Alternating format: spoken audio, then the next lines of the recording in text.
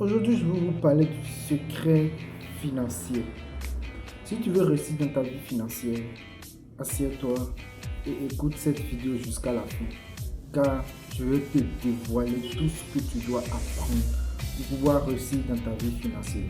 Que tu sois entrepreneur, web entrepreneur, que tu aies un magasin, que tu sois PDG ou DG d'une entreprise, assieds-toi et écoute ces secrets de la vie financière qui vont bousiller ta carrière, qui vont booster ta carrière à jamais. Pour une petite anecdote, j'ai un ami, lui, il est PDG d'une entreprise, il est fondateur d'une entreprise. Il gère l'entreprise, il a presque la main sur tous les postes. C'est vrai, il a un comptable, un expert comptable, il a un assistant comptable, il a des techniciens, il a tout. Mais le compte bancaire reste pour lui. Et c'est quoi?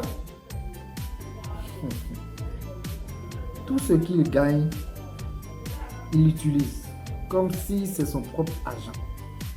Dis-moi, est-ce que l'argent de ton entreprise, c'est ton argent? C'est la grande erreur que la majorité des PDG, des gérants d'entreprise, tu veux gérer tout à la fois. Tu veux pas distinguer ton argent et l'argent de l'entreprise.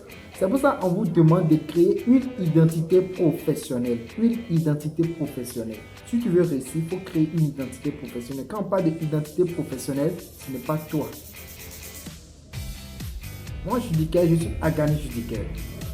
N'oublie pas de t'abonner, n'oublie pas de liker et de rester attentif.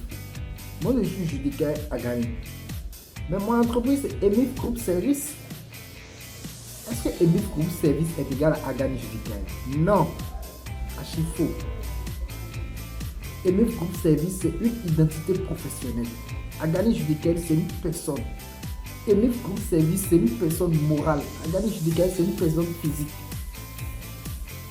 Donc l'argent de Emif Group n'est pas l'argent de Agani Judiker. L'argent de Agani Judiker n'est pas l'argent de Emif Group. Il y a ça. Quand tu comprends ça, c'est-à-dire que tu as réussi. Tu as réussi. En tant qu'entrepreneur, débutant ou pas, tu as réussi. Mais il faut commencer par distinguer la poche de l'entreprise ou la trésorerie de l'entreprise ainsi que la trésorerie personnelle ou la poche personnelle. Ce que mon entreprise gagne n'est pas pour moi.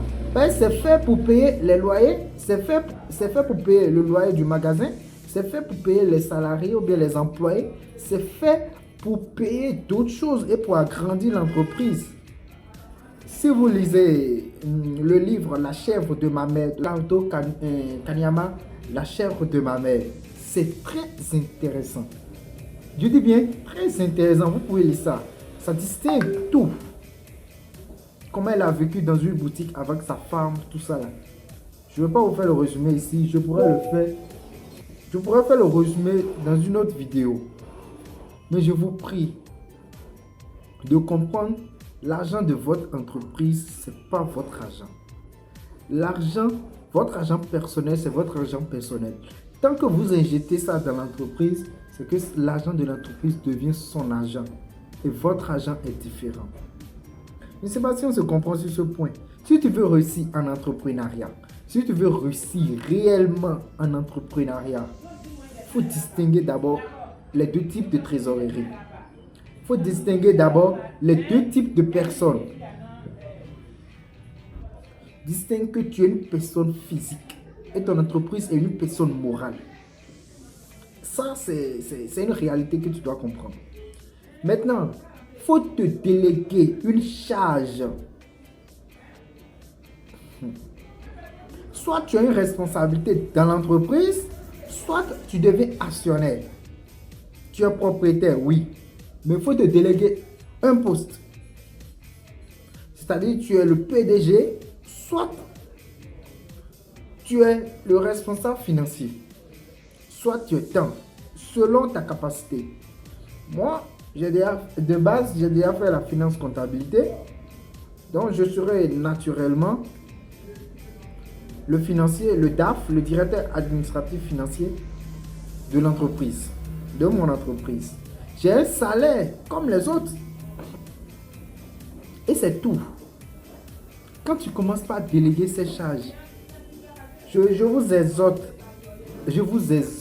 à lire le livre de Ricardo Kanyama, La chèvre de ma mère, et vous allez changer votre mindset totalement. Votre manière de voir la vie financière, ça va changer exponentiellement, graduellement même, ça va changer.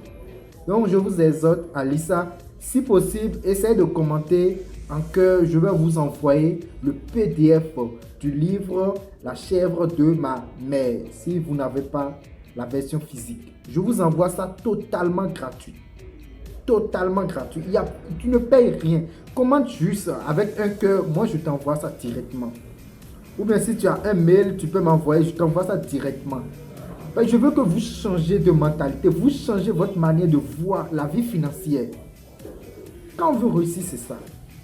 Tu n'as pas d'entreprise. Tu n'as rien. Commence par épargner. Soyez concentrés. Soyez concentrés. Soyez concentrés et c'est tout. C'est tout.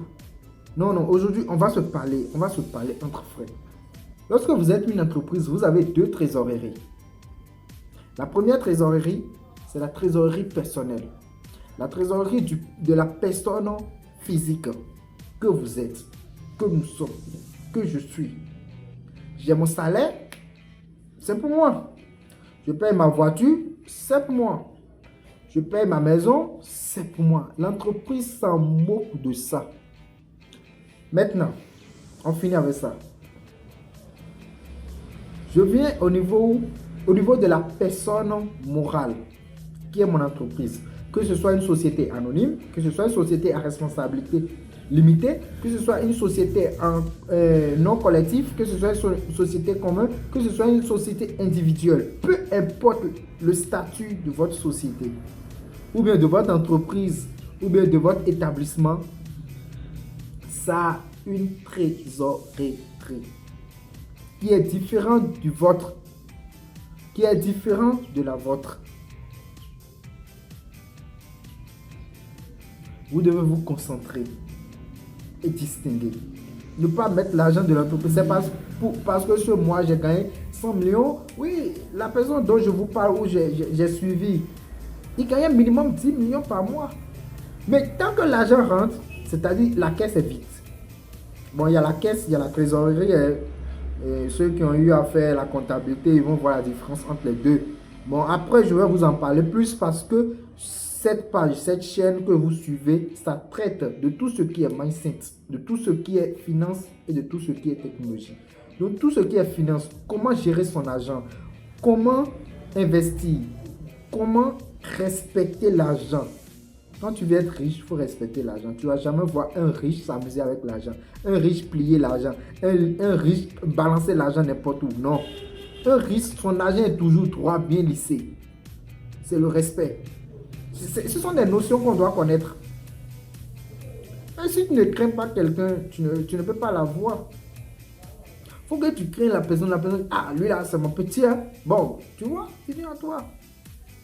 Il vient à toi, il te respecte. Mais c'est toi, tu prends l'argent, tu plies, tu mets dans ta poche, tu plies. Non, un riche ne donne jamais l'argent main à main. Il met ça toujours dans une enveloppe pour donner. Pour t'offrir quelque chose, ce genre de choses, c'est ça. Bon, je ne vais pas déborder du sujet. Je suis toujours dans le sujet. Vraiment, ça chauffe le cœur un peu. Des fois, on voit. Mais soyons clairs. Si tu veux réussir, ta manière de voir les choses, si tu veux changer ton état d'esprit, si tu veux changer ta motivation, ta discipline, la stratégie pure pour réussir, si tu veux comprendre la finance, si tu veux comprendre tes charges, que ce soit les charges d'exploitation et autres, si tu veux comprendre comment investir, que ce soit dans les cryptos, dans l'immobilier ou à la bourse, je t'invite à t'abonner. Ne doute même pas, abonne-toi parce que ce qui va arriver serait grand. La technologie aussi fait partie. Si tu veux comprendre l'IA, si tu veux comprendre la technologie, tout ce qui est intelligence artificielle, je t'invite à t'abonner. Et sur ce, à la prochaine. Transforme ton mental et ton mental transformera ta vie.